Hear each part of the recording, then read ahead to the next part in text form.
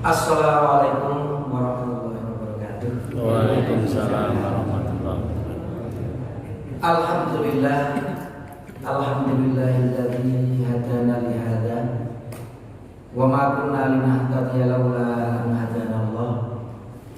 Asyhadu an la ilaha illallah wahdahu la syarika lah wa asyhadu anna Muhammadan abduhu wa rasuluhu la nabiyya ba'dah. Allahumma sholli ala Muhammad wa ala alihi wa ashabihi ajma'in, amma ba'd. Bapak-bapak, ibu sekalian yang berbahagia, pertama mari kita selalu panjatkan puji syukur kepada Allah Subhanahu wa taala atas segala nikmat yang telah diberikannya kepada kita semua, khususnya nikmat iman dan Islam. Bapak-bapak, ibu sekalian, untuk mempersingkat waktu langsung kita menuju tema kita. Terakhir kita sudah mengkaji tentang sholat tatawwu, sholat tambahan dari yang sudah diwajibkan kepada kita, yaitu sholat 5 kali dalam satu hari. Dan ada 2 macam sudah kita sebutkan. Ada sholat tatawwu yang mutlak, ini yang tidak ada tuntunannya secara khusus dari Rasul, tapi yang penting banyak bersujud, banyak rukuk. Karena setiap sujud dan rukuk itu akan mendapatkan pahala dari Allah Subhanahu wa taala. Tapi yang akan kita lebih dalami adalah sholat tatawwu yang muqayyad. Jenis yang muqayyad ini sholat tatawwu yang ada tuntunannya, ada contohnya, ada tata caranya yang sudah diajarkan oleh Rasulullah Sallallahu Alaihi Wasallam. Dan sholat tatawwu yang muqayyad ini pun ada 2 macam. Yang pertama, sholat tatawwu muqayyad yang rawatib. Yang kedua, sholat tatawwu muqayyad yang ghairu ar-rawatib. Apa bedanya? Kalau yang rawatib itu yang mengikuti sholat wajib. Kalau ghairu rawatib tidak ada kaitannya dengan sholat wajib. Kemarin kita terakhir sudah mengkaji tentang sholat tatawwu muqayyad yang rawatib. Ada beberapa yang sudah kita bahas. Pertama, qobliyah subuh. Kedua, qobliyah zuhur. Ketiga, ba'diyah zuhur. Nah, ini yang sudah kita bahas. Maka kemudian malam hari ini kita membahas tentang sunnatul asr. Ini sholat tatawwu muqayyad yang terkait dengan sholat asar.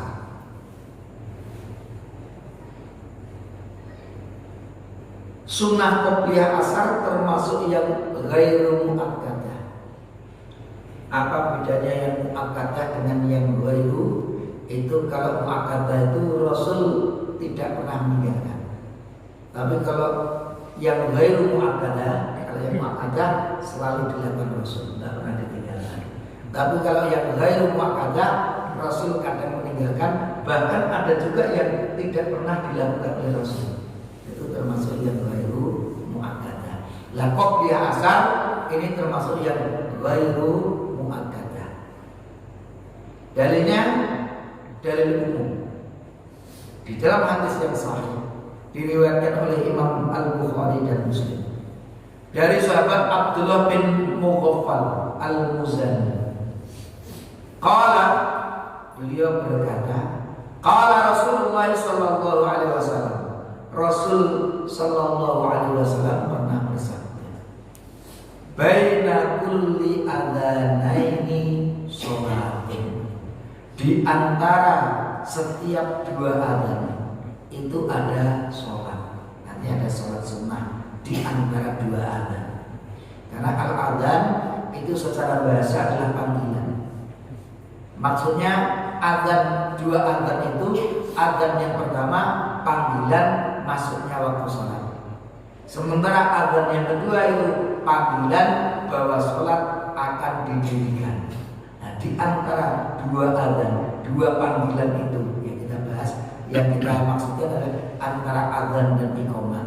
Di antara 2 panggilan itu sholat sholat sunnah. Qalaha thalathan, Rasulullah menyebutkannya sampai 3 kali. Qala fi tsalitsati, bahkan yang ketiga beliau menyebut liman syaa, bagi yang berkehendak. Kalau tidak apa-apa. Itu bahasa Rasulullah sallallahu alaihi wasallam. Kemudian ada juga hadis yang diriwayatkan oleh Abu Dawud dan Imam At-Tirmidzi dari sahabat Abdullah bin Umar berkata bahwa Rasul pernah bersabda, rahimallahu imra'an, Allah menyayangi, memberikan rahmatnya, imra'an, kepada seseorang, shalla qabla al-asri arba'an, yang selalu sholat sebelum asar itu 4 rakaat. Itu sabda Rasulullah sallallahu alaihi wasallam. Kemudian ada satu hadis ini bapak-bapak, di dalam mazhab 4 khususnya mazhab Hanafi, mazhab Maliki, mazhab Syafi'i, mazhab Hambali, itu berpendapat secara umum bahwa tidak ada sholat sunnah antara setelah sholat asar sampai datangnya maghrib, kecuali nanti mazhab Syafi'i yang menyatakan kalau ada sebab. Jadi kalau ada sebabnya itu boleh. Dan yang banyak digunakan di Indonesia itu terkait dengan ini fatwanya Imam Syafi'i. Jadi yang prinsipnya tidak ada sholat sunnah setelah kita sholat asar sampai nanti datangnya maghrib, kecuali kalau ada sebabnya. Contohnya ada sebab itu umpamanya kita lupa habis sholat asar, tahu-tahu ingat, Masya Allah, saya ternyata semalam belum sholat isya. Nah, maka waktunya sholat kapan? Ketika ingat. Orang yang lupa itu waktunya ketika ingat. Jadi padahal habis sholat asar belum maghrib. Ya udah, karena tadi baru ingat sholat isyanya belum dikerjakan waktu itu. Jadi ada sebabnya. Contoh sebab yang lain, umpamanya setelah asar ada saudara kita yang meninggal, kemudian perlu kita kubur sesegera mungkin. Maka ya maghrib itu segera dikuburkan, dan di situ ada sholat. Jadi meskipun di sini ada setelah sholat asar sampai maghrib prinsipnya tidak ada sholat, maka karena ada sebab yaitu saudara kita meninggal, maka kita bisa mensolatkannya yaitu sholat jenazah. Nah, itu karena ada sebab. Dan itu yang banyak diikuti oleh umat Islam di Indonesia. Kalau ada sebabnya tidak ada masalah.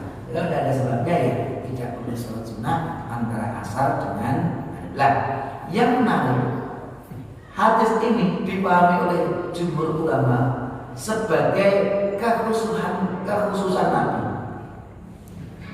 bukan untuk umatnya.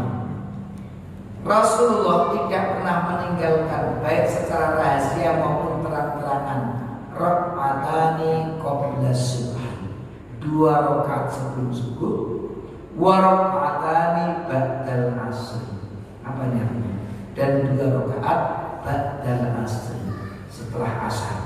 Itu dibahas oleh para ulama. Satu, ada 2 paham. Yang pertama itu kekhususan Rasul. Tapi yang kedua yang kemarin kita bahas, ada suatu saat Rasulullah sholat setelah asar. Kok sholat? Ternyata waktu itu ketika ditanya oleh istri beliau, karena habis zuhur tadi saya ada tamu rombongan masuk Islam dan bertanya tentang ini itu mungkin terkait dengan pokok-pokok ajaran Islam, sehingga datanglah asar dan beliau belum sempat mengerjakannya ba'diyah zuhur itu karena habis zuhur ketemu dengan tamu tadi. Maka beliau mengatakan, ya, sholat yang saya lakukan ini adalah pengganti karena waktu setelah zuhur itu saya tidak sempat melakukannya. Sehingga itu kesannya bagi keadaan yang darurat dan orang biasa sholat ba'diyah zuhur, kok adalah biasanya berdino itu selalu sholat ba'diyah zuhur, kok ada sesuatu yang menyibukkan sehingga dia tidak sempat sholat ba'diyah zuhur, itu bisa diganti pada asarnya. Itu seperti yang dilakukan Rasul. Tapi bagi yang sok-sok melakukan, sosok tidak melakukan, sebaik sebaiknya ya menggunakan kaidah umum, tidak perlu sholat sunnah antara sholat asar sampai datangnya maghrib. Itu yang terkait dengan apa itu ba'diyah asar. Yang keempat tadi qobliyah, apa itu terkait dengan subuh, terkait dengan zuhur, terkait dengan asar. Sekarang maghrib, sunnatul maghrib, sunnah rawatib maghrib. Tentunya ada dua, qobliyah dan ba'diyah. Ini hadis yang diriwayatkan oleh Abu Dawud. An Abdullah al-Muzani, dari Abdullah al-Muzani berkata, qala Rasulullah sallallahu alaihi wasallam, bahwa Rasulullah itu pernah bersabda, shallu qoblal maghribi rak'atan, salatlah kalian sebelum maghrib 2 rakaat. Summa qala, kemudian Rasul bersabda lagi, shallu qoblal maghribi rak'atan, salatlah kalian sebelum maghrib itu 2 rakaat, liman sya'a, bagi siapa saja yang mau.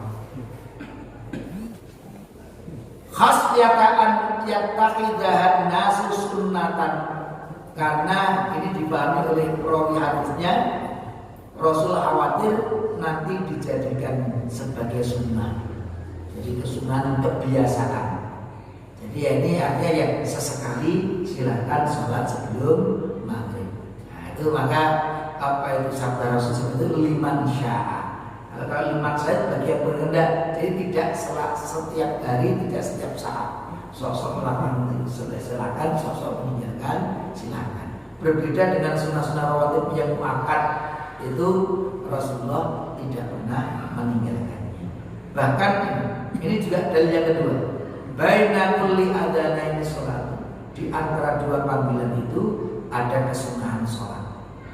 Bagi siapa saja yang mau, itu juga antara adzan dan iqamahnya maghrib, dan juga adzan dan adzan dan iqamahnya asar, adzan dan iqamahnya maghrib dengan dalil yang umum. Kemudian apa itu ba'diyahnya? Ini sebenarnya ada satu hadis terkait dengan qobliyah, itu dari Anas bin Malik. Kunna nusalli rak'ataini qabla ghurubi, apa itu? Qabla ba'da ghurubi syamsi qabla al-maghribi. Kita dulu para sahabat itu banyak yang melakukan sholat 2 rakaat ini setelah terbenamnya matahari, sebelum sholat maghrib 2 rakaat. Para sahabat bertanya, itu kira-kira Rasul sudah wafat? Sahabat Anas bin Malik bercerita, maka bertanya, apakah Rasulullah melakukannya?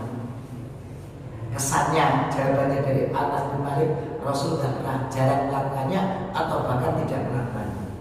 Beliau Anas bin Malik mengatakan, karena yarona, Rasul dulu melihat kita melakukan sholat 2 rakaat qobliyah maghrib itu. Karena yarona, beliau melihat kita melakukannya. Walam ya'murna walam yanhana, tapi beliau diam saja, nggak mengatakan kamu bagus atau melarangnya juga tidak. Artinya apa? Ada Rasul melihat, kemudian Rasul tidak melarangnya, berarti itu ada persetujuan dari Rasul. Makanya termasuk sunnah yang ghairu mu'akkadah. Itu yang terkait dengan qobliyah maghrib. Tapi untuk ba'diyah maghrib ini mu'akkadah, artinya kesunahan rawatib yang selalu dikerjakan oleh Rasul. Dasarnya hadis yang diriwayatkan oleh Imam At-Tirmidzi dari Ummu Habibah, bahwa Rasul pernah bersabda, siapa yang sholat sehari semalam 12 rakaat, bunyalahu baitun fil jannah, maka akan dibangunkan oleh Allah di surga nanti sebuah rumah. Bagi yang melakukan 12 rakaat, yang membiasakan sholat 12 rakaat. Apa itu 12 rakaat? Itu 4 rakaat sebelum zuhur, 2 rakaat setelah zuhur, kemudian 2 rakaat setelah maghrib, dan 2 rakaat setelah isya, dan yang 2 lagi 2 rakaat sebelum subuh. Itu kalau kita jumlah 12 rakaat. Itulah yang disebut oleh para ulama sunnah rawatib yang muakkadah yang selalu dilakukan Rasul. Bahkan kalau kita membiasakan 12 rakaat setiap harinya, itu akan dibangunkan oleh Allah rumah di surga. Tapi ada satu yang menarik, Bapak-bapak. Ada satu hadis yang diriwayatkan oleh Ibnu Hibban dan Imam At-Tahawi. Dan sholat ba'diyah maghrib tersebut sangat dianjurkan untuk dilaksanakan di rumah. Jadi ba'diyah maghrib itu utama dilakukan di rumah. Dasarnya ini. An Ibnu Umar dari sahabat Abdullah bin Umar berkata, karena Nabi sallallahu alaihi wasallam dulu Nabi Muhammad sallallahu alaihi wasallam la yusalli rak'ataini ba'dal maghrib. Beliau tidak sholat 2 rakaat ba'dal maghrib, setelah maghrib. Wa rak'ataini ba'dal jumu'ati, dan 2 rakaat setelah sholat Jumat. Illa fi baiti, kecuali di rumah. Jadi Rasul sangat sering ba'diyah maghrib itu dan juga ba'diyah itu sholat Jumat itu beliau lakukan di rumah. Ini riwayat itu Ibnu Hibban dan At-Tahawi. Bukan berarti kemudian di masjid tidak boleh, tapi Rasul ternyata lebih sering melakukannya di rumah untuk ba'diyah maghrib dan ba'diyah Jumat. Maka nanti kajian para ulama terkait dengan ba'diyah Jumat bisa yang 2 rakaat dilakukan di masjid, nanti di rumahnya tambah 2 rakaat lagi, itu untuk menyempurnakan 4 rakaat setelah sholat Jumat. Adapun bacaan yang disunahkan di dalamnya adalah surah Al-Kafirun dan surah Al-Ikhlas. Ini ada hadis dari Abdullah bin Mas'ud radhiyallahu anhu berkata, bahwasanya ma sami'tu min Rasulillah sallallahu alaihi wasallam yaqra'u bi rak'ataini ba'dal maghribi. Aku tidak menghitung, hanya saking seringnya dengar dari Rasulullah, beliau itu yaqra'u bi rak'ataini ba'dal maghrib. Rasul biasa membaca 2 rakaat setelah maghrib, wa bi rak'ataini qabla sholatil fajr, dan 2 rakaat sebelum sholat fajar. Dengan membaca Qul ya ayyuhal kafirun dan Qul huwallahu ahad. Jadi ini mungkin Rasul dalam rangka mengajarkan kepada sahabat-sahabatnya yang ternyata sering terdengar itu Al-Kafirun dan Al-Ikhlas. Maka ketika Aisyah mengatakan, aku tidak pernah melihat Rasulullah sholat sependek ini, kok pendek, itu bukan berarti kemudian tidak membaca Al-Fatihah, tapi beliau membaca Al-Kafirun setelah Al-Fatihah dan Al-Ikhlas setelah Al-Fatihah. Itu cukup pendek, karena yang lainnya itu Aisyah melihat sunnahnya Rasul itu lebih panjang lagi. Itu terkait dengan ini. Jadi ini juga dilakukan Rasul, tapi ini bukan paten. Kita sholat sunnah pakai surah apapun itu masuk, itu bisa dilakukan. Karena semua firman Allah itu mukjizat, semuanya kalau kita baca itu bagian dari ibadah, dari surah Al-Fatihah sampai surah An-Nas. Kalau surah pendek-pendek, memang kalau kita melihat yang diajarkan Rasul itu penuh. Tapi kalau surah itu panjang, itu boleh diperlebar. Juga menurut para ulama juga tidak harus penuh.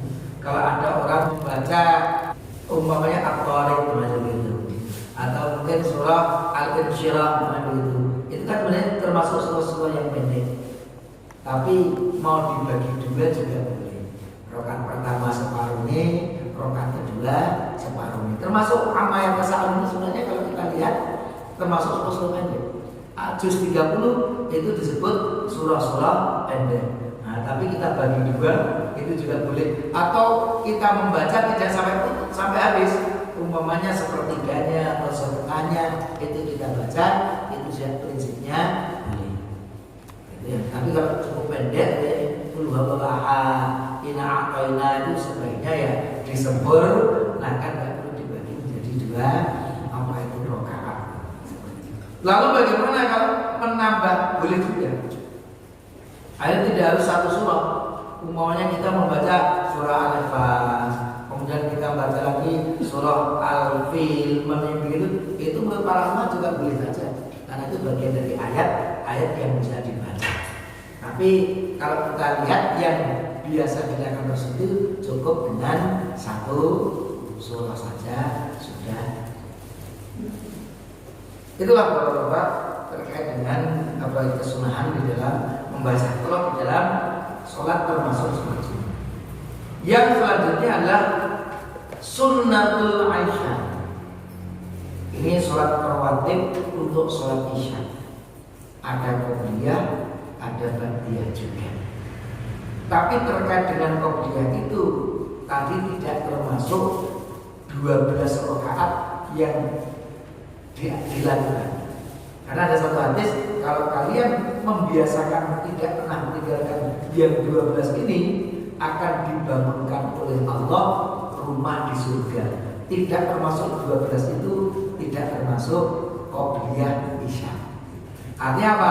Kalau 12 itu nanti umpamanya qobliyah maghrib juga tidak masuk, qobliyah asar juga tidak masuk, qobliyah isya juga tidak masuk. Itu artinya apa?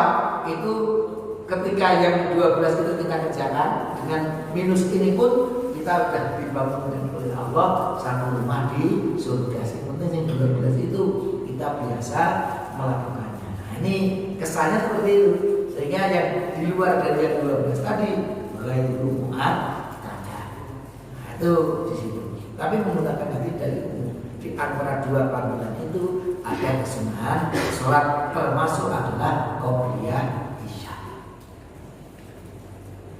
Adapun ba'diyahnya ini termasuk yang 12 rakaat yang Rasul anjurkan untuk selalu melakukannya. Nah, ini tadi siapa yang sholat 12 rakaat setiap harinya kan itu, maka Allah akan membangunkan untuknya satu rumah di surga. 4 rakaat sebelum zuhur, 4 rakaat setelah zuhur, 2 rakaat setelah maghrib, 2 rakaat setelah isya, dan terakhir 2 rakaat sebelum subuh.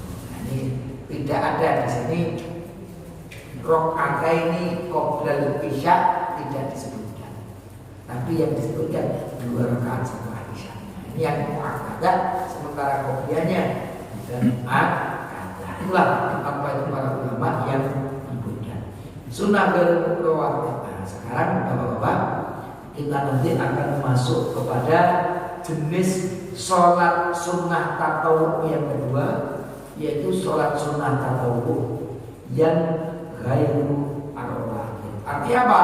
Sholat sunnah ini tidak berkaitan dengan sholat wajib, tidak mengiringi. Kalau sholat rawatib bisa qobliyah, bisa ba'diyah.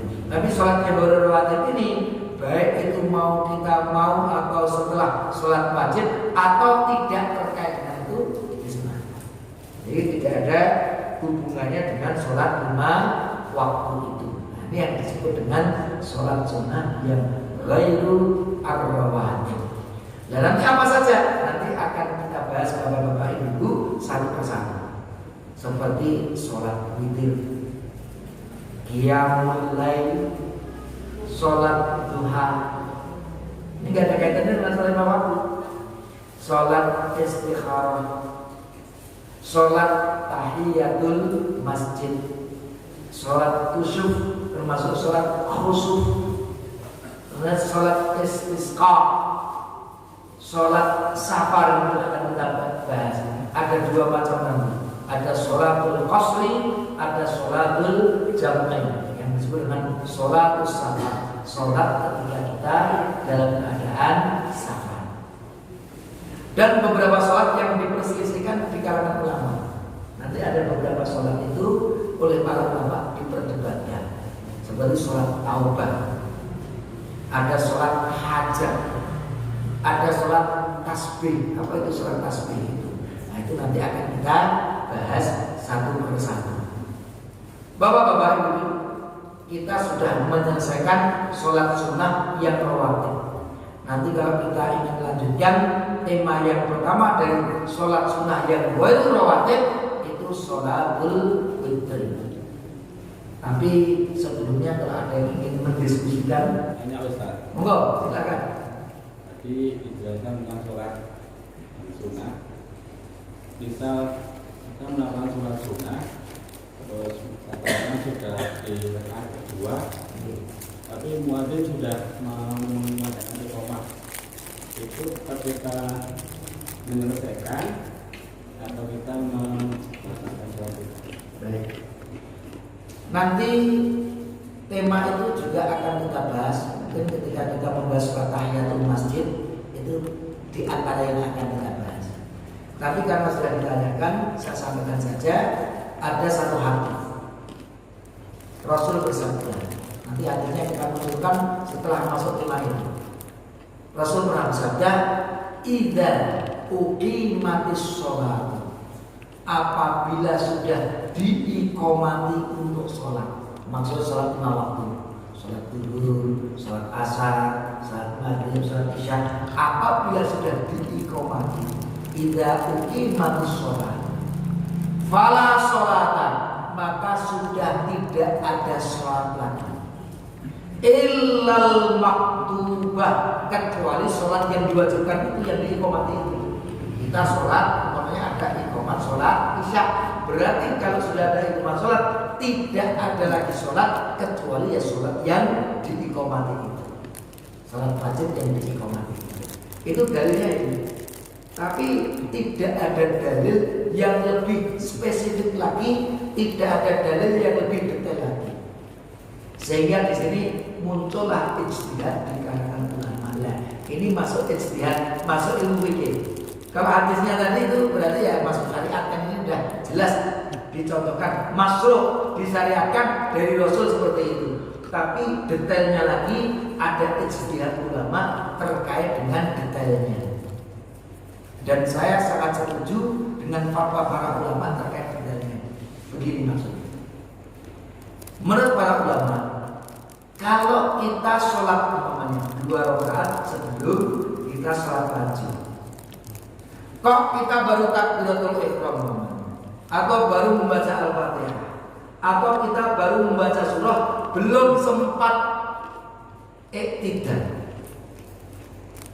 itu baru umpamanya selesai apa itu surah, kemudian kita Allahu Akbar menuju rukuk, kok ternyata diiqomati Allahu Akbar, Allahu Akbar, maka jumhur ulama mengatakan sholatnya dibatalkan. Karena belum 1 rakaat belum.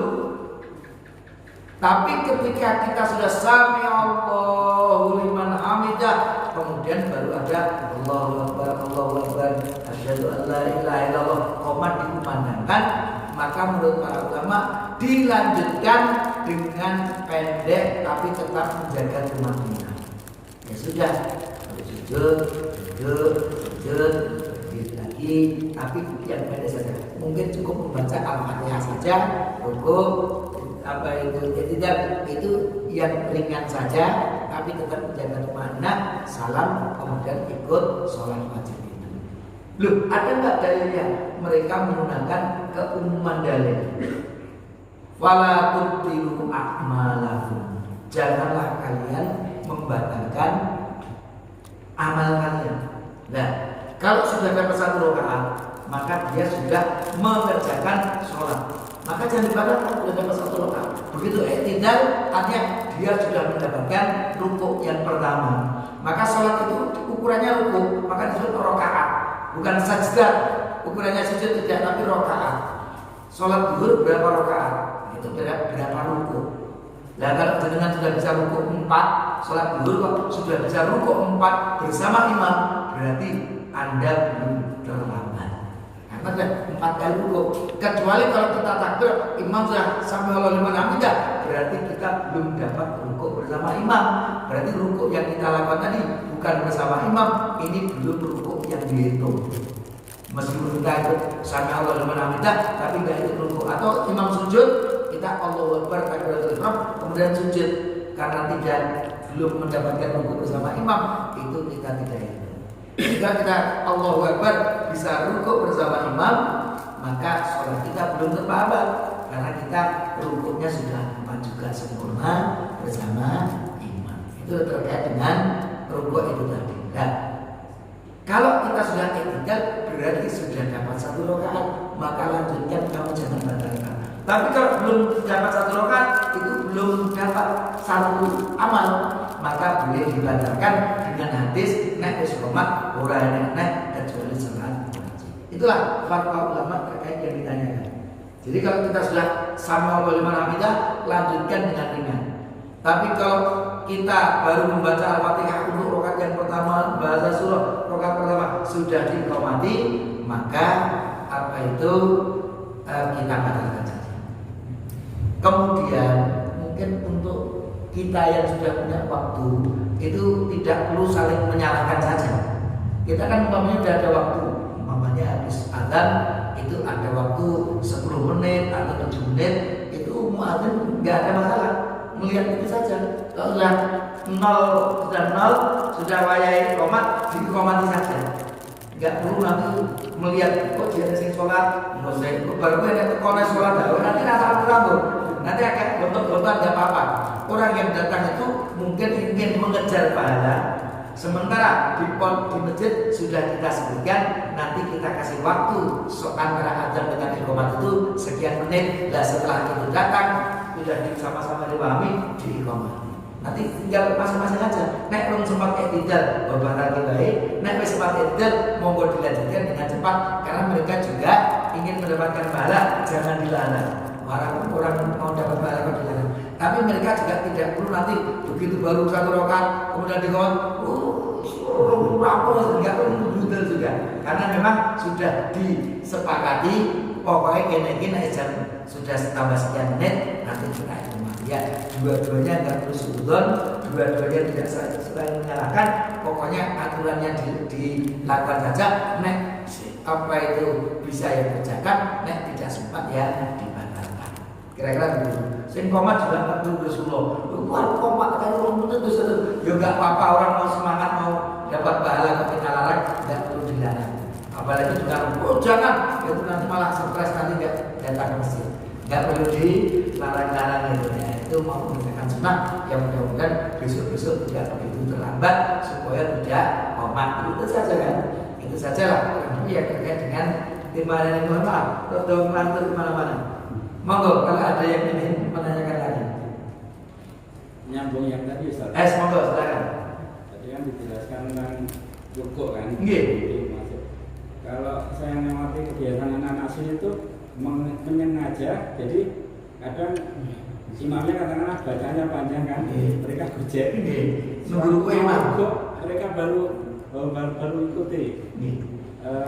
Kalau seperti itu, apakah juga termasuk bisa dalam dikatakan sudah dapat satu rangkaian rakaat tadi? Dia mendapatkan rakaat itu. Karena sekali lagi mulainya terlambat seseorang sholat jamaah itu ketika imamnya sudah i'tidal. Kita sholat itu pasti kewajiban pertama, rukun pertama takbiratul ihram, Allahu Akbar, kemudian kita ikut rukuk. Nah kalau kita menuju rukuk kok imam i'tidal, berarti kita terlambat. Kita Allahu Akbar, kemudian kita rukuk, imam masih dalam keadaan rukuk, itu berarti kita belum terlambat jamaah kita. Tapi ruginya kemana? Karena dia tidak mendengarkan imam dalam sholat itu Al-Fatihah dan surah, ya jangan disamakan dengan yang sudah memulai sholatnya tadi sebelum imam membaca Al-Fatihah dan surah. Ini hanya masalah keutamaan pahalanya. Nek secara hukum tidak terlambat. Secara hukum sholatnya tidak terlambat, tapi jangan disamakan pahalanya dengan yang sudah memulai dari awal. Setiap dia bisa semakin sempurna bersama imamnya, maka pahalanya semakin sempurna. Nanti akan kita sebut juga, atau kemarin sudah kita sebut, lihat ini sudah kita sebut. Seseorang yang sholat itu tidak semuanya dapat pahala maksimal. Ada yang dapat 1/8, ini saya sampaikan. Ada yang dapat 1/7, 1/6, 1/5, 1/4, 4/3 dan setengahnya. Nah, kita termasuk yang dapat seberapa? Itu tergantung kesempurnaan kita sholat berjamaah bersama imam tadi. Tapi secara hukum sah. Tapi kalau masalah pahala jangan disamakan dengan yang lebih sempurna. Itu kalau ya. Tapi secara hukum sah. Selama imamnya belum iktidal, kita sudah ikut rukuk bersama imam. Kalau kita kepada anak, yo nek ingin dapat pahala sempurna itu ya ikut bersama imam semampu kita lebih awal bersama imam. Itu tentunya pahalanya semakin besar. Karena orang sholat kan, bahkan kita sholat tadi itu tidak dapat pahala sama. Tergantung. Nah, kalau ada yang riak malah bahkan tidak ada pahala. Kita jamaah balik ternyata ada di antara jamaah itu orang munafik. Nah itu guru mata-mata itu. Aku atau sholat ini sholat game ketok kok di bagian dari mereka. Jadi ini gurunya tadi supaya nanti ya itu beda lagi. Jadi sekali lagi orang berjamaah itu bukan satu pahala, tapi masing-masing kualitas pahalanya berdasarkan sholatnya masing-masing. Bahkan kita jamaah terus rata itu pahala pada itu dosa apa? Karena beria kok orang munafik kan begitu. Kita bareng-bareng, nah ini beria saja. Kita kalau kita lihat itu, wah muslim taat luar biasa, gak pernah telat. Tapi ini beria, ternyata yang tahu Allah, ternyata itu orang munafik. Ya kita serahkan kepada Allah. Tapi kita gak perlu kemudian suudzon itu tidak perlu. Kita diajarkan agama kita itu husnuzon. Kalau ada orang sholat, ya husnuzon itu muslim, itu ingin dapat pahala. Waktu ini hatinya kok macam-macam, itu urusan dia dengan Allah Subhanahu Wa Taala. Nahnu bidawai. Kita hanya mengumumi yang berhibur saja. Orang sholat ya sholat. Tapi kalau itu sholatnya bukan karena Allah, itu nanti urusan Allah. Kasih kan nggak diterima. Dan doa kita nggak akan dikabulkan Allah kalau sholatnya banyak hanya riya saja. Tapi kita mengumumi yang berhibur saja. Dia sholat yang kita sholatnya. Kita anggap muslim. Kalau dia itu munafik, itu kita walau alamis sholat tidak perlu mencurigai. Husnuzon saja itu nanti urusannya dengan Allah Subhanahu Wa Taala. Mudah-mudahan ada manfaatnya. Mohon maaf atas segala kekurangan karena saya juga tetap baru belajar. Nanti monggo terus cek dalilnya, kita bisa diskusikan terus karena kita sama-sama ingin memahami ilmu Allah. Mudah-mudahan yang kita ijtihad itu benar-benar seperti yang dikehendaki oleh Allah Subhanahu Wa Taala. Aku qouli hadza wa astaghfirullah li wa lakum. Wassalamualaikum warahmatullahi wabarakatuh. Waalaikumsalam.